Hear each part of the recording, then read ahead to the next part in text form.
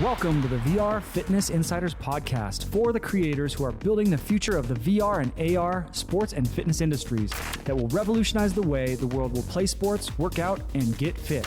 With your hosts, Preston Lewis and Ryan DeLuca, the founders of Black Box VR, who are building the world's first full fitness VR gym and bring decades of experience from creating some of the largest fitness technology companies in the world. They're bringing together the best and brightest minds to help you and your company succeed in the VR fitness revolution.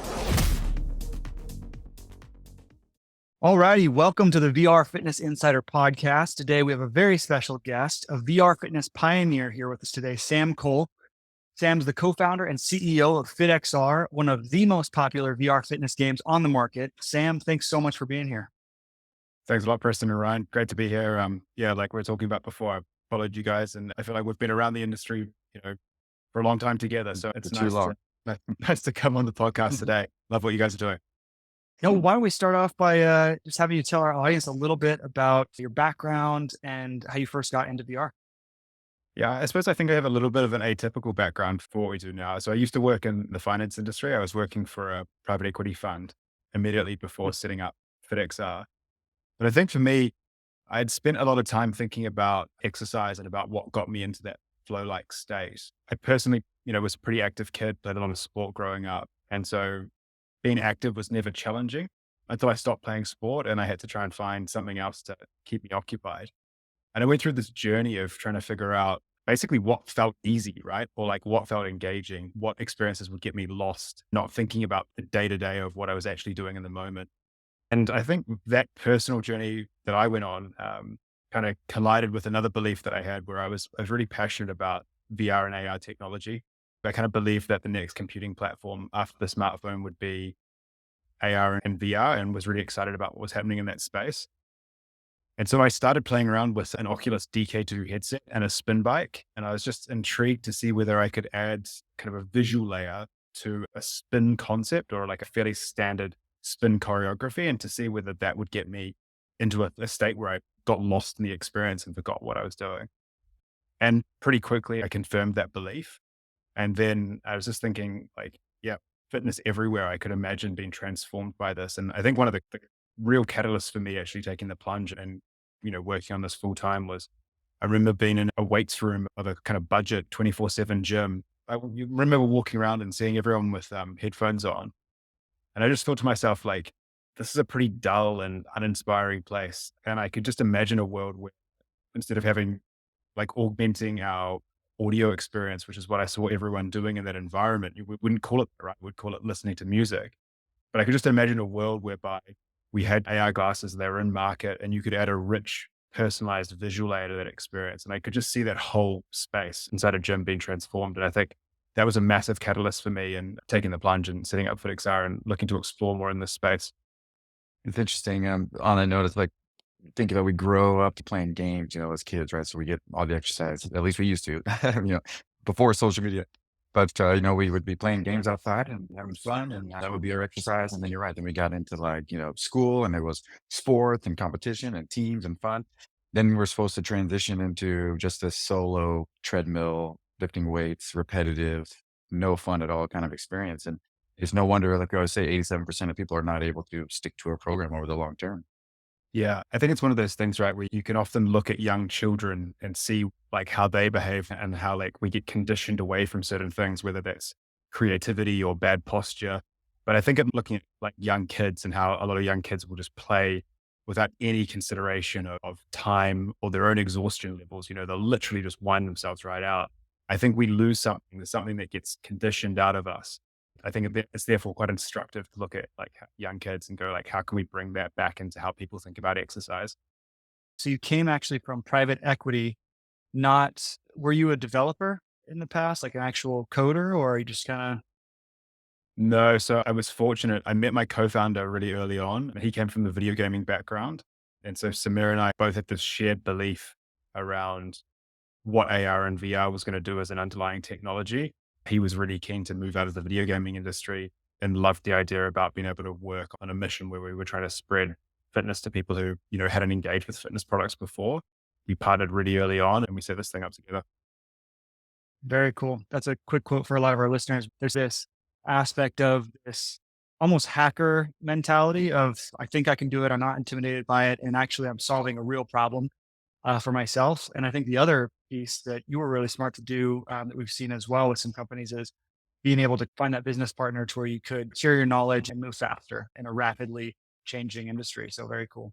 Even in those early days, right? The really early days where we were playing around with spin concepts, it wasn't even about making like content that was specifically tailored towards the spin class. It was just really about getting that feel inside VR. And it was so uncharted, right? We were just playing roller coaster experiences in the very beginning and going like, hey, if I cycle on this spin bike in this garage and I'm cycling and I'm looking at a roller coaster experience, how does that feel? Do I get lost in that experience in any way? Is it additive in any way?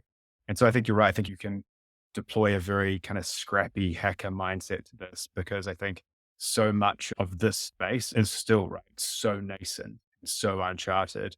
And there's some big hardware shifts that are coming that are again going to completely reshuffle these things. I think you can still deploy that strategy and be successful today. I think you're onto something. Spin bike, Oculus DK2 days, roller coaster. Like you're going to throw up. That's like a weight loss plan right there.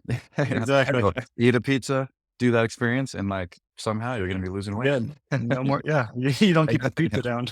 I do say that Funny. Samir, my co-founder, I say that he's like, out of everyone I've met, he can do like any experience inside virtual reality. Like nothing gives him nausea. And I'm sure he's so conditioned from those early days that, yeah, he's like got a very strong stomach as a result. That's funny. Yeah, you start with the roller coasters, you're good from there for sure. We always tell anyone listening that's not necessarily a creator, that might be a consumer that stumbles upon this. That was one of the challenges in the beginning, right? Was everyone thought that VR, no matter what, you're going to get sick with because those early experiences were the Google Cardboard. It was, the locomotion without you actually moving and stuff like that. It's awesome to see that a lot of the game developers and designers have fixed that for the general masses to give it a better name.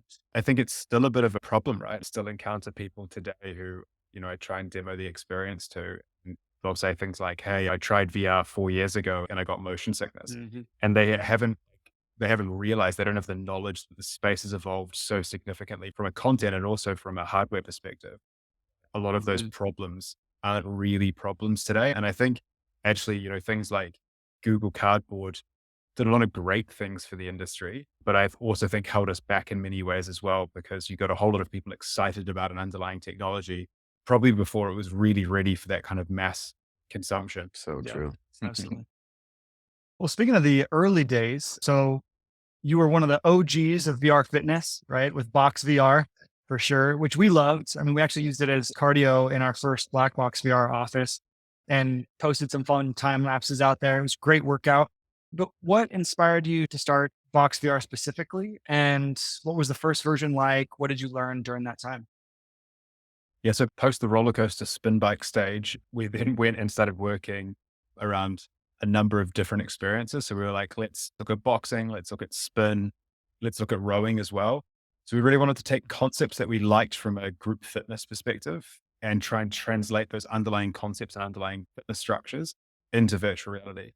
Very quickly, boxing at a very early stage, something just clicked. It felt super intuitive. It felt really fun. We had like the most bare bones prototype working, and you could find yourself literally getting lost in the experience. Boxing to the beat of the music was a big unlock. And so we decided to try and ship that really, really early. And I think back to those days, it was 2017, and we were so uncomfortable about how early and rough around the edges the product was. And when we shipped it on Steam in early access as a PC VR build, and we debated a bit like, hey, should we charge for this thing? We don't think it's worth much. We decided just $20 on it, which is kind of normal back in those times because content in virtual reality was so limited in those days. And we were just blown away by the early customer reception. I think a lot of people created this doubt in our minds that the early audience of people who had VR hardware, which was predominantly PC gamers, would be interested in a fitness product. And I think that the people in the early community that we formed around Box VR just completely blew that out of the water. I think for many of those people, they were searching for a fitness product that felt like Box VR. And I think now, like how we've tried to position FitXR as something that is an underlying fitness product. It has all the efficacy and the robustness that you would expect from a fitness product, but it has the engagement and fun of a game. And so, yeah, I think we were really fortunate. An early community around Box VR formed really naturally. And we were just able to ride that wave by listening really intensely to what they wanted and trying to build those features as quickly as possible. We have a lot of stories also of those early days when if you said anything about VR fitness on, Reddit or any forums, immediately you get that vocal, probably minority, it looks like now, which is like, no one's ever going to work out in VR. It's the dumbest thing ever. And, but I think Oh we yeah. all saw the same thing where people now, it's like a very normal thing. They get it. But there was that kind of those early days where people were just like, I mean, telling you as like a founder, this is the dumbest thing they've ever heard. I think the first comment we got on our Steam page was, or it might have been before we launched Box VR, we like pre-announced it. And someone just wrote VR. It wasn't even a critique of VR fitness. It was like VR in general. They were like, VR is dead as dead. Just day one. That's what we're moving into. Yeah. Yeah. So obviously that was a big success and, everybody knew about Box VR and we all use it, like we said. Then you pivoted over to FitXR and adding, new classes, new types of concepts and exercise. Tell us about that pivot and what type of experience is out there right now. And obviously everybody can go look online and see more about it, but just kind of what's the high level. Kind of going back to that early thinking, we always wanted to be broader than just a single vertical or single modality. We love experiences like ClassPass in the real world because we love the variety that would afford us. And so we wanted to try and really bring that into our product experience and be pretty broad and varied in terms of the modalities that we'd be able to support. The move to FitXR from Box VR was really a signal about us going, hey, we want to be more than just a boxing application and we're going to start adding modalities and continue to add modalities. So we now have boxing, dance, high intensity interval training. And in January of this year, we also launched sculpt and combat. And so, yeah, we feel like we're on this path. We're really proud of the width and variety that is available in the product experience and just excited to keep on adding more for our customers as well. It's one of those things, a lot of VR experiences, not just fitness are very one dimensional. So having that variety of classes and concepts and, some people will like certain ones more than others and just having that there is such a big deal. What type of things have you learned from the different type of concepts? Like what made you do combat concept and the sculpt concept? Like what type of feedback were you getting or what were you trying to accomplish with some of those newer things? We want to try and serve the widest user base possible in a number of different ways of looking at that. So like one is just in terms of fitness ability. So we love the fact, almost a third of our audience are sedentary or inactive prior to using FitXR. Whilst at the other end of the extreme, we have almost a third of our customers who report that they're exercising 5 times a week before coming into FitXR. We love like the gender split as well. In the early days, it was much more male dominated and a much younger audience because those were the people that had headsets. But I think as VR fitness started to become more known about, you started to see a more spread demographic, both in terms of age and gender coming in and using the product experience. And I think with that gave us opportunities to kind of lean into different cohorts of customers and really seek to understand what they wanted to see in a fitness product. And so you can see quite big differences in approach here. Low impact aerobics classes are extremely different to our combat classes, which are modeled off MMA style boxercise classes. They're like worlds apart. And we're really happy with the fact that we see a lot of people who will do all of our studios and love all content inside FitXR, but we're also really happy to see people who come in and just have their vertical or multiple verticals that they love. And that's enough for them. And I think that's a core part of what we want to try and do is continue to provide that width so we can cater to the widest audience possible. Well, I think the cool thing about that too, just speaking for myself using your app, that very like low friction way to try new fitness experiences is a key part that I think is really cool about the experience you guys have built. Back in the day, high school days, I was a break dancer and stuff like that. Not saying I'm like an amazing dancer, but I was like, okay, I'm going to try the dance ones that you guys had. And I'll just say that I'm glad that there was like no one watching. It was just me in VR, right? Because Yeah. it is like something I wouldn't go to personally. I wouldn't go to a dance class in a gym for a lot of the same reason. Probably newbies wouldn't want to take a fitness class in a gym is because you just feel uncomfortable. And so that's one nice thing about your platform. You can be as social as you want, but there's also this anonymity and a low risk way to try these new experiences in fitness, which is really cool as well. That's something that's been really interesting for us in the dance format. And I definitely was not a break dancer at school. I consider myself someone who has 2 left feet. And so whenever we're doing dance stuff inside the team, I'm always saying like, I'm the lowest common denominator. I'm proud to say that. But what's been interesting is just the widespread appeal that we see from both genders. Like I think if you were to go to a dance studio in say London or New York or wherever, you would see this as generally pretty dominated by female attendees. But what we see is just broad interest for our dance classes across the board. And I think it's interesting because I think it touches that notion that you're talking about, Preston, where I personally would never feel the confidence to go to a dance studio. And the thought of having been invited by some of our instructors to come join them in Manhattan, it still kind of scares me to this day. But to be able to do that in like the privacy of my own home while still feeling presence of being surrounded by other people, I think that's one of the things that we think is pretty powerful around VR fitness.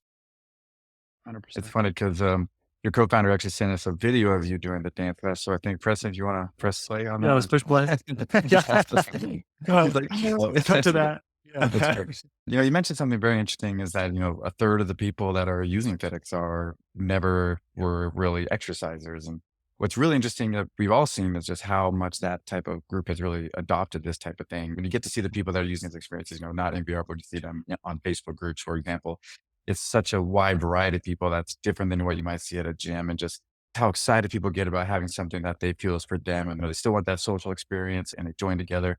I mean, what else has surprised you about the type of audience that has really gone toward FitXR? That group is really interesting because the more we've dug deeper into this, the more convinced I am the fitness industry as a whole, although it's seen a lot of transformation in the past 10 years, particularly with the arrival of connected fitness and all of the hype around that. I do just feel though that as an industry, we're kind of largely serving the same chunk of people that were previously served by gyms and fitness clubs. And there was this movement at home, and now there's this movement to omni-channel. But I don't really think the industry's done a great job of expanding the audience. And, Ryan, when you talk about that stat before about just the sheer number of people in America and most Western countries that are sedentary or inactive, that number's getting significantly worse, not better. It's like a part of the obesity epidemic as well. And again, that number is getting worse, not better. And so I think when we talk to customers who are coming from a sedentary base, who have been inactive prior to using FitXR, I think it's really interesting, just again, going back to this idea of like the conditioning. If they have this notion that fitness wasn't for them or exercise wasn't for them, I would blame a lot of that around how the industry presents itself. There's so much talk about optimized routines and there's so much complexity that you feel like as an outsider, like you can understand why people go like, okay, this whole thing isn't for me. And I think what we need more in this space is more simplicity. And just this notion of like sweat every day, I think is such a powerful mantra. I love it because it just removes everything from it, right? Sure, if you're a top 1% athlete, then you should have a highly optimized nutrition plan and workout regime. But for most of us, it's just about getting active every single day, whether that's for 7 minutes, whether that's for 15 minutes, whether that's for 45 minutes. And again, I think that when you talk to these customers, you often hear this notion that exercise isn't for me. And you go back to that statement early on about when you look at young kids, it's like all exercise at the end of the day is just structured movement, like movement with a goal, right? And so I think by default, movement should be for everyone. I think that's been one of our big learnings, having started this thing, I suppose, with a fuzzier view of what it might become, going like, hey, we really believe in the power of immersive technologies to be able to make exercise as a whole more engaging. It's been really fascinating for us to dig more into like, hey, where is the segment of customers where we can have a massive impact because we're able to present fitness in a way that has never been presented to them before. I saw in one of your other interviews saying that same kind of thing about ability to have a massive impact. Because you're right, like, go after people that are already exercising, like that's great. And this is a new thing and it's exciting and all that. But for them, it might just be an addition or something they do for a while that adds on. But for certain people, FitXR will have a massive impact on their overall health and life and happiness. That's why, like, I fully subscribe to the view that you guys have, which is that, hey, at this early stage of this industry, I think that anyone working in this space is welcome to be able to spread the news and to be able to provide even more opportunities for customers to engage with what we're doing here. Because think about like our competition at FitXR, and we think about our competition as being the couch rather than Supernatural, rather than Peloton, rather than anyone else. And I think that just speaks to the size of the opportunity, right? To be able to go out and serve not only people who are currently active and who have the Equinox subscription, who have the Peloton bike at home, but also the group of customers who have never been able to form a habit around fitness before. We talk about that all the time. I mean, just the idea of, the fitness industry focuses so much on people you can see, right? Our previous company, bodybuilding.com, of course, when you go to expos or you go to gyms, like you're saying, this is the people we're going after and they're in your face. Like by definition, as humans, like we don't think about things you're not seeing, and there's this massive group of people that are at home on the couch that aren't there, where if you saw the two groups next to each other somehow, you're like, man, that's the big group that we want to go after. But instead, because these ones are visible at the gym or at a competitor, we want to go and try to get those ones to switch. Another cool thing is, as we know, fitness, nutrition, the whole journey is such a highly emotional thing, right? And so a lot of people come to fitness in different stages of readiness. Some people aren't ready at all because they don't know how to start. Some people, their doctor just told them that they have to start no matter what. Otherwise, they're in big trouble, life or death type situations. And so I think that is the other cool thing specifically about what you brought up and what you guys are creating is that it is one of those things where it's low friction and low risk again for people to get in. And we believe this same thing that VR fitness has the potential to activate the masses of people that have never even touched fitness just because there have been way too many barriers. And so it is kind of this nice flywheel across the industry. And that's why we appreciate companies like FitXR, because for us with Black Box VR, we see it as an omni-channel as well, with being able to have the at-home workouts, but then also being able to go in and do more advanced tracked workouts in a physical brick and mortar space. And so rather than just switching customers from Orange Theory to Planet Fitness and kind of just passing the baton, it's actually activating this entirely new market. And like we always say as well, and you see it on the fitness quotes out there, like the best workout is the one that you actually do. Right. And so the less friction, the more fun, less intimidation, the more likely they are not only to start, but to keep going and keep adhering to the workout. So that's awesome. 100%. Kind of on that note, you have so many different features in FitXR now, obviously all the different classes and licensed music, multiplayer. Which type of features have you noticed that if people engage with that feature, they're more likely to retain, to become adherent to their fitness programs? I'm sure it all adds up. Like, is there anything specific like, man, if people do this type of thing, whether it's engage with streaks or try different classes or add friends or leaderboards or hit the milestones or stats or more in the mobile app, like there's certain things you've seen that has shown that that's helps increase adherence and retention? Yeah, it's a good question. Like you said before, it kind of all adds up. I think that the multiplayer part is quite interesting to zoom in on because I feel like that's still at a relatively early stage in terms of its power, just because so many people might have a VR headset themselves. And I think we're just moving into a world now where, at least for me personally, like more of my friends and family have headsets as well. And I think multiplayer for us, we really wanted to do in a way where every experience inside FitXR has the feeling, if you want it, you can have the feeling of presence around you of other people. And we did that because we felt like when you're in a group fitness studio, it's such a massive motivational boost to be able to exercise often synchronously to the beat of the music with other people, as well as having like a great coach there. And so for us, we really wanted to bring that experience in both our on-demand and our live multiplayer classes. Believe that the social loop that is created and the accountability that is created by enabling me to work out with a friend and be able to talk to a friend and be present in that same virtual space together, that multiplayer affords, I think is going to be a massive driver for us as we look the next 2 or 3 years as the headsets start to become increasingly common and widespread. Very true. But people have this misperception that, and with video games in general, but VR is this, why would you want this lonely experience? You're inside this headset where it's like, it has a potential to be the most social experience, and just like from wherever you are, bringing your friends and family there for all these different activities. So what are some of the challenges that you've had building FitXR? So specifically around like the intersection of the fitness, exercise, and a VR experience. Like what are some of those bigger challenges that maybe you're surprised about or you had to overcome? I think for us, we were really intentional around the fact that we wanted to be a fitness company, not a gaming studio. And for us, that meant we wanted to build the most fun and engaging way for people to work out, but we wanted it to be a robust fitness product first and foremost. We felt like when you looked at a lot of other fitness games on previous consoles, whether that was like Wii or whether that was Kinect or whatever that was, often built by gaming studios, they felt like 99% game and 1% fitness product. And we didn't want to do that.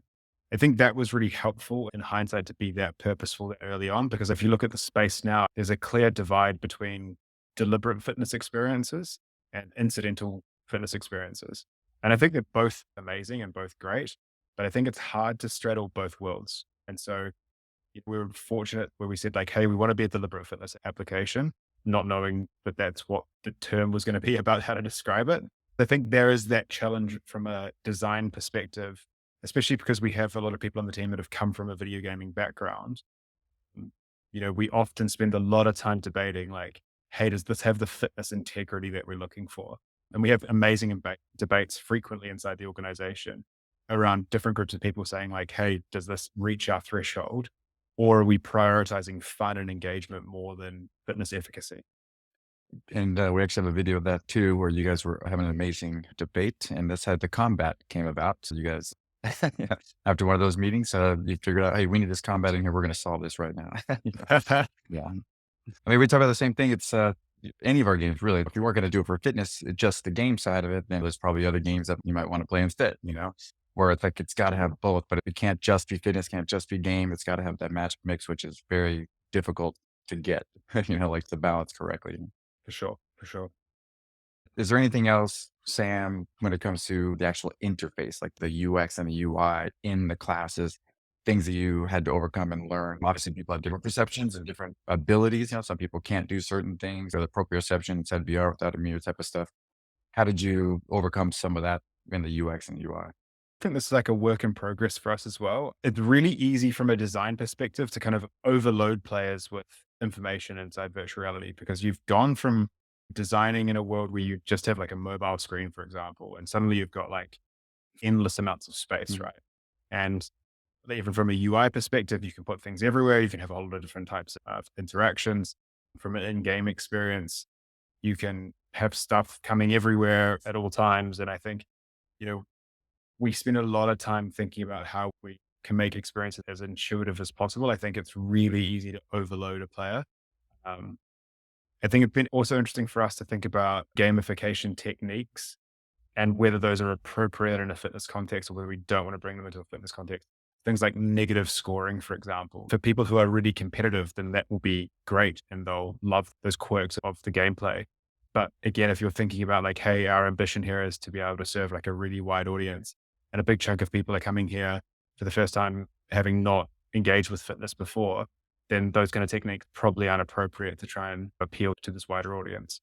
Yeah. So like, I think overload, like visual overload, and just thinking really long and hard about all of the gamification techniques that we bring into the product experience has been a big source of ongoing debate and discussion inside the organization. Interesting. Yeah, I don't want to jump ahead too much to the hardware aspect of it, but I remember playing FitXR. One of the hardest things to do was to hit those cross hooks, man, like in the boxing one. So I got to imagine you guys have done probably hundreds of hours of fine tuning across those different experiences to make sure that they feel just right. Also, given the fact that you've been developing all this across the different kind of versions of the hardware. I'm sure when people miss one of the jabs, half the time they blame themselves, half the time they blame the game. It's like, I always blame the software, man. They might have done it totally wrong, but they're like, I know I hit that one. And so, making it intuitive is the difficult part there.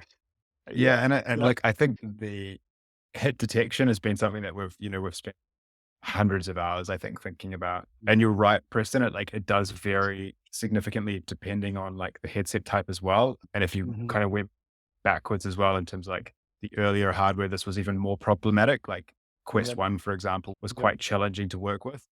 And then you're trying to balance extremely different punch speeds and often punch accuracy levels. And so that is also challenging as well, because you want to be able to cater for people who are more competitive, more hardcore, really want to push themselves, who would feel like, hey, I actually didn't hit that one, but you're telling me that I did hit it. And that's underwhelming and demotivating. At the other end of the spectrum, you've got people who are just starting out and you want to make sure that everyone is able to have a good experience. So yeah, you're right. The balance on that is challenging.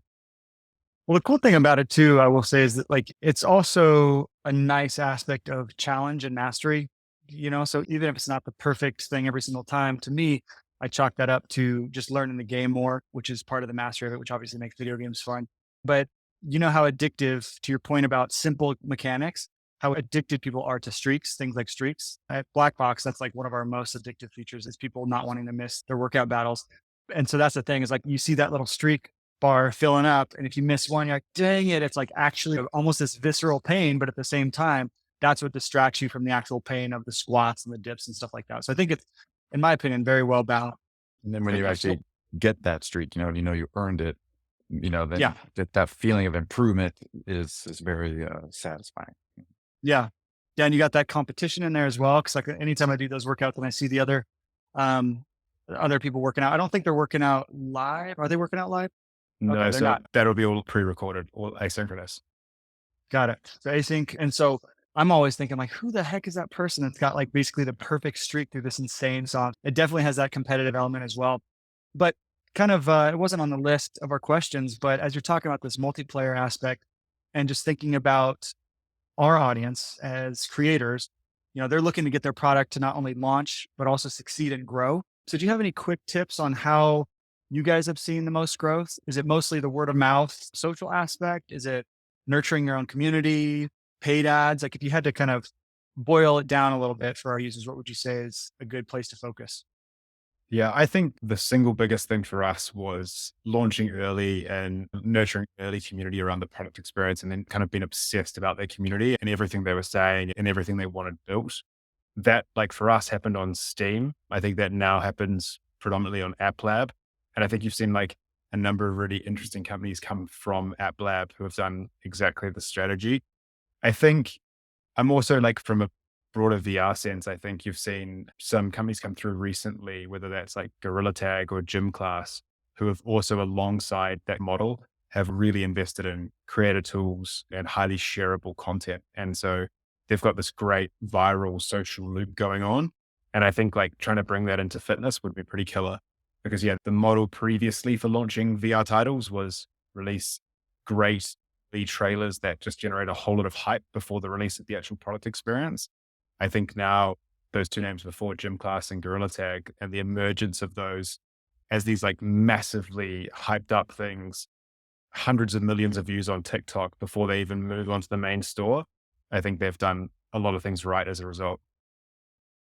So we talked a little bit about the hardware issues, or I guess the hardware landscape you guys have had to deal with in developing FitXR. But what types of VR hardware or software improvements do you hope to see in the near future that would allow you to create an even better FitXR experience and to help make VR fitness mainstream? Yeah, it's a really good question. I actually think that the Quest 2 hardware is good enough for true mainstream adoption in many ways for people exercising in virtual reality. I think the problem stems more from just like general awareness about the readiness of VR from both a hardware and content standpoint. And I think there's many things that we get excited about. I can go into them about like what future headsets are going to bring.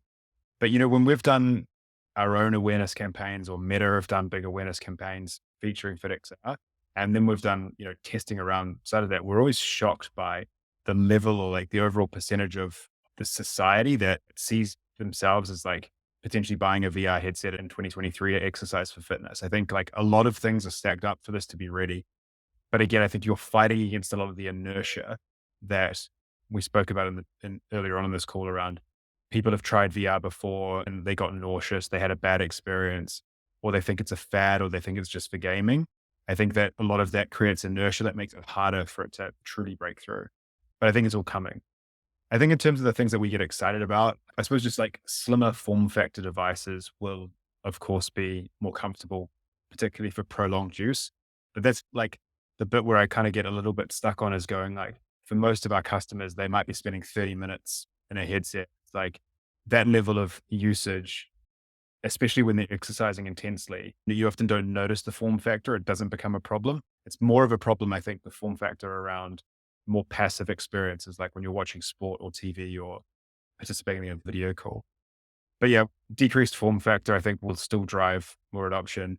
We'd love more like better field of view inside the displays. I think for us, particularly with our HIT experience, we feel quite constrained by being able to get people to really move around because if it's outside your fairly limited field of view inside VR, it can be quite distracting and disorientating. And then I think for us, like mixed reality is going to be a really interesting transition. And I think that's going to unlock a huge amount of modalities for FitXR. And I imagine a huge amount of innovation in the space. We're really excited about that. And I've been playing around a lot with the Quest Pro and what that's going to bring. And then I think full body tracking, whether that's done via some kind of external tracking or via the cameras on the headset, I think being able to bring in your full body is going to be meaningful in a number of ways. And again, I think about this like from modality expansion, but also just like it will give increased presence for multiplayer mode and you'll really be able to feel like you're in an experience with others. We get pretty excited about all of those things on the roadmap and they all seem like, we've been in this space for long enough, right? Some of these things we're a long way off 5 years ago, but I really feel like we're at a moment now where the rest of 23 is going to be pretty interesting. The rest of 24 is going to be, or 24 in its entirety, I think is going to be amazing for this space. And so, yeah, we're really excited from where we stand. I was going to say, I think it was in the box VR days, I would wear a weighted vest, and I always wanted credit for that. I always wanted to be able to like select a toggle that said wearing weighted vest, yes or no, boom, give me more points. But no, it's crazy how intense it can get just with body weight. So that being said, what are your overall, assuming some of that hardware does come to pass, because we all feel that it will, what are your thoughts on the overall future of VR, AR sports and fitness? Where do you think it will go over the next 3 to 5 years and beyond?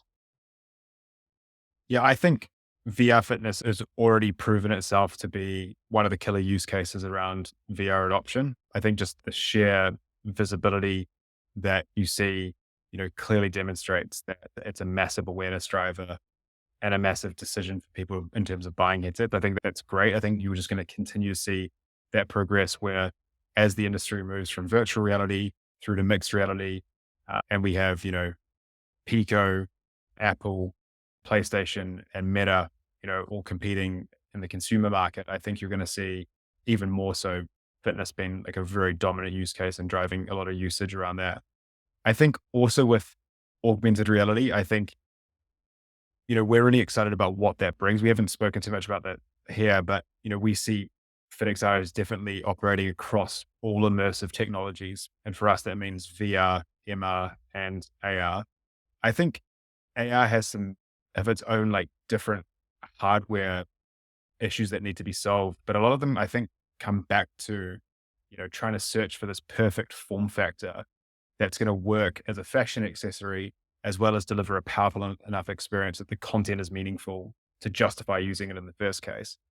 And I think actually sports and fitness is going to be, again, a big unlock here that I don't know if people are seeing as clearly as, we think we see it. Just think about the sort of glasses that people wear when they're cycling, for example. And I think you've got a lot more ability to be a bit more flexible on the form factor and to really focus on a specific use case. And so we get really excited about that, right? About AR and fitness being maybe the first kind of true consumer use case that we see. And I think that's going to be amazing. What we think about that just unlocks fitness, not only in the home, but also outdoors and in the gym. And I think that kind of completes the whole vision from the very beginning about wanting to bring immersive fitness to kind of wherever people were and just be able to kind of uplift and provide the most engaging fitness content wherever people were at. A lot of what you're talking about the future is like, we all agree the hardware software is going in the right direction. Like, we all predicted Gorilla Tag, but we also thought that we'd have a lot of these features a lot sooner, of course. If you would have told me by 2023, we'd still be complaining about some of that stuff, it would have been like, no, there's no way. But we do know that it is moving and it is happening. We've been here for the long haul and we've been learning more, which is the exciting part. All that research is going into products that are going to be releasing very soon. We're really excited about. We've kind of always said like, fitness is one of the killer apps for VR. And at first, people didn't really think so. And now everyone's really realizing like, and on accident, I'm sure you hear this quite a lot with FitXR members where they bought a headset for their kid to play some games. And then they said, oh, let me try it. They did like a Beat Saber type of thing. And they're like, whoa, I'm actually exercising. Like, that's kind of crazy. What other things are here? And then, with Zuckerberg getting really excited about fitness and making a whole section of the store for fitness, like that's just been such a big deal. And I think it is going to drive adoption specifically for them. So it'll continue to be a push.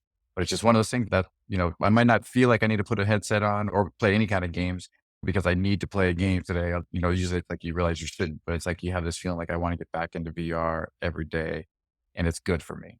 Like that's a really exciting thing. And I think that's what the platforms realized, but by looking at the underlying data, which they saw two key things. The first one was fitness applications like FitXR were appealing to a wider audience than just like the core gaming experiences were. And so they were dragging in an entirely new demographic of people. And the second one was fitness applications were driving more habitual use of the headset. And so it was a reason to keep on coming back and using the device. And in the same way, I think like productivity is going to do the same thing. I think sports, like entertainment viewership, I think is also going to be interesting. And that would actually I'll go back to your form factor question. I think the Quest Pro docking station and just like constantly having the device on charge, apps updated, I think that is a big unlock, right? Because suddenly the device is displayed prominently. It's always good to go. I think more things like that, where it's just like you remove any barriers or any friction that stop me getting into the experience. I think that's a good thing for fitness. I think that's a good thing for FitXR. I think that's a good thing for the underlying ecosystems as well. 100%. I mean, the good thing too is the competition for fitness. We always joke about how most fitness devices are literally torture devices, right? Like treadmills were invented as a punishment for some Prison. crime. Yeah, in prison. And so it's like, that's the thing. As people get this, I think we're all kind of saying it, as this friction is reduced, as more people get these headsets that are cheaper and cheaper, just getting them in and having that mental model shift from that's the treadmill I got to just suffer on, or holy crap, I just got out of a Beat Saber game or a FitXR session and that felt like 10 minutes, So getting closer for sure. On that as well, I think the holy grail here goes, you have insurance companies or other groups, corporate wellness schemes where people are going like, hey, there's a real societal cost here for obesity and sedentary lifestyles. Like I think sedentariness is like the fourth main mortality driver in the US, and it's like $100 billion a year. And so you go, okay, that's a real cost that government or insurers, people are bearing. And so I think using VR fitness as like a preventative measure for all of the health complications that come from sedentary lifestyles and obesity, I think is also really interesting. So I think there's a world also where you've got consumer models, but there's also a world where, maybe your employer or maybe your insurance company or maybe someone else is paying for your access to the device. And we've been doing some interesting pilots around this that show not only the efficacy, but also like really strong engagement rates for at-risk populations here. So yeah, I think there's a lot that's going to be done in this space going forward as well. So yeah, last question is what's next for FitXR? We kind of hinted at it a little bit before. We're really excited about mixed reality. And so we've been spending a lot of time, the Quest Pro, figuring out what that means. I think the ability to interact with your surroundings in a meaningful way and incorporate that into your experience is really exciting for us. And so, yeah, we can't say much more on that, but later on this year, we'll be rolling out a number of new studios that utilize those features. And I think it brings a new flavor to virtual reality fitness that hasn't existed before. But yeah, we're really excited about what it brings. I just saw you guys just released the new concept, FitXR Ape Tag. That's going to be a good one. Yeah. The future of FitXR is definitely bright, and we are very excited to be working together with you to help to grow this industry. Like we said it many times, it's needed. Like sometimes you could be creating a product or a service that's like, oh, this would be a good thing just because people kind of want it, or it might be a little bit different than something they already have. Or it's like, oh, you can create a business and it's a money-making opportunity. Almost nothing is needed more for society than something that will help people to adhere to an exercise program, sweat every day, help them to, obviously lose fat, feel better, be healthier, just that overall life confidence and happiness that brings. You can't really do much more for society in general than help solve that problem. And that's where we all get to play together. 100%. I couldn't say it better. Completely agree. Okay, well, that's all the time we have. Thanks so much, Sam, for joining us and sharing your team's story, the insights and passion for creating the future of VR fitness with our audience. For any of you in the audience, if you'd like to get in contact with Sam and the team, I will put all the info in the show notes. So be sure to go check those out. Thanks again. Thanks for listening to the VR Fitness Insider podcast. Do you know of anyone that should be on our show or have feedback? Don't forget to email us at podcast@vrfitnessinsider.com and follow us at VR Fitness Insider on Twitter, Instagram, and YouTube. You can also join our Discord channel. Until next time, keep creating and dreaming up the next big thing that will revolutionize the world of fitness.